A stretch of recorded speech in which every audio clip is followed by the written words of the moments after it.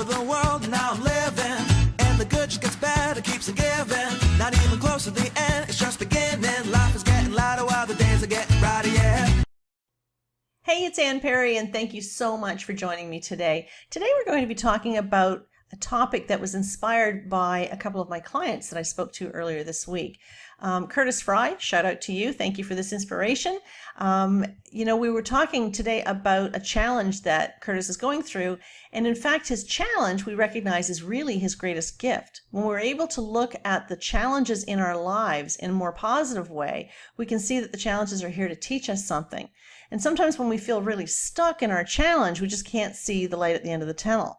But sometimes the challenge is actually laying the groundwork for you to be able to live out your best potential. Okay, so let's take a look at this a little further. We're going to examine the vibration of the numbers relating to the word challenge and also to the word gift. So first of all, let's take a look at the word challenge. We assign numeric value to each one of the letters. Okay, so this is your Pythagorean alphabet over here, and each number holds a separate vibration. Okay, so the A vibrates at the number 1. The B vibrates at the energy of the 2, the C at the 3, and so on and so forth. Okay, so we're going to assign numeric value to each one of the letters in the word challenge. When we add it all together, it comes up to the number 40. When we add 4 and 0 together, it comes up to the 4. Now, if you know anything about numerology, quite often the word 4 is associated with the word struggle. Doesn't have to be, right? But somehow it got labeled with a bum rap, and people tend to think about the number 4 as a struggle. So quite often the fact that the energy of the 4 is a struggle is because those with 4 energy tend to have an ability to focus more so than anybody else. So they tend to focus, because they're achievers, they tend to focus on all the nitty-gritty little things, the annoying things that are standing in their way of them being able to build something, because 4s are also builders. Okay, so it's not surprising that the word challenge actually comes up to the energy of the 4, okay, because challenge is a bit of a struggle, right? So when we look at the positive energy, because there's a positive energy and a negative energy to each number, let's look at the positive energy relating to the word challenge. So the 4 will be all about preparing well, progressing step by step with a plan, very patiently following through, very detail oriented, very balanced, very logical, non-emotional, very steady rock, solid people, which reflects in the word challenge in a positive way, if you see it in a positive way.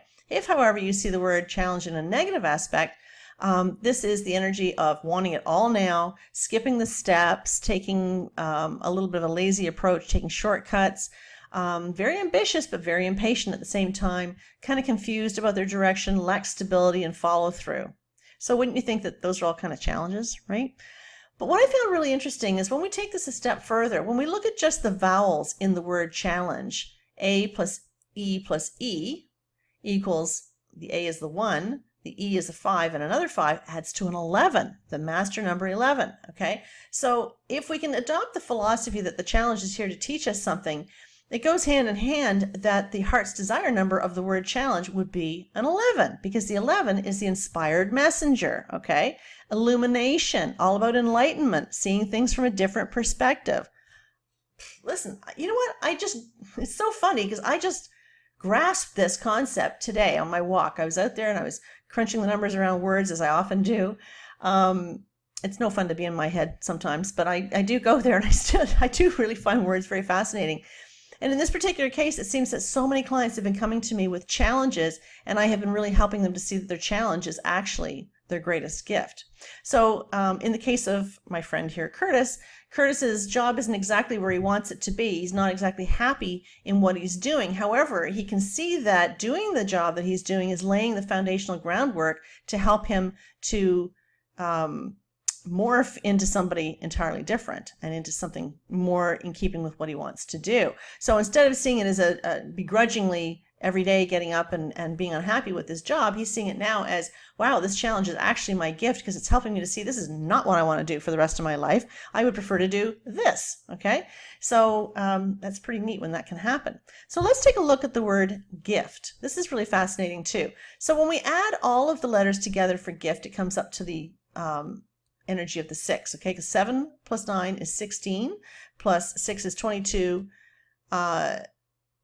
and then plus 2 is 24. My mind went blank for a second, and that equals 6. 2 and 4 equals 6. So the positive side of the 6 energy, this is when we look at the number 6, we think of that pregnant belly. Remember the big pregnant belly? That's the nurturer. That's the giver. Okay. So this is somebody who sees the big picture, very forgiving, very patient, does excellent work without falling into perfectionism, accepts themselves, accepts others. They want to be of service. They're just very much giving. You always think of the 6 energy as the giver. So it's kind of fascinating that the word gift, and it vibrates to the energy of the 6. The negative side of that 6 can be hypocritical, judgmental, very perfectionistic, holding people accountable for standards that are just way too high. They get very lost in the petty details and that sort of thing. Okay, so that's the challenge of the 6. However, if we are giving from the heart's desire number, the one vowel that exists here in the word gift is a 9. The 9 is all about selfless service to others, giving the gift of your time. Okay, isn't it fascinating? So we know that the word gift is all about nurturing somebody, giving the gifts of love and adoration and time and whatever you have to give. Vibrates at the vibration of the 6. And once again, when we go back and we take a look at the word challenge, the challenge is the number 4, which is feeling a little bit stuck, right? But when we rise to the occasion around the challenge, we look at the heart's desire of the center of that word, which is all about illumination, helping you to see that the challenge isn't really what's causing you to be stuck. It's the way that you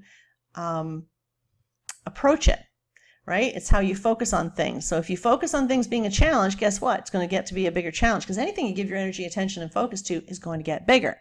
So I just thought that I would point that out. And that is it for today. Thank you for taking the time to listen to me today and to tune in and to kind of see things from maybe a little different perspective, a little different angle. I'd love for you to stay in touch with me. My website is AnnPerryNumerologist.com. You're welcome to go there. Check out a new course that I have available, free, no charge. It's all about karmic debts and karmic lessons and learning how to identify them. So you can go and sign up for the course on then, take it when you want to, finish it when you want to. It's great. Just leave me some reviews and I'd really appreciate it. I've got my Facebook that you can follow me on. I post something new on numerology every single day. Would love for you to follow me there. And of course, if you'd like to subscribe to my channel, I'd love that too. Maybe share it with someone else who can benefit as well. I am so grateful you tuned in today, and I am hoping you're having an amazing day as well. Take care. Bye for now.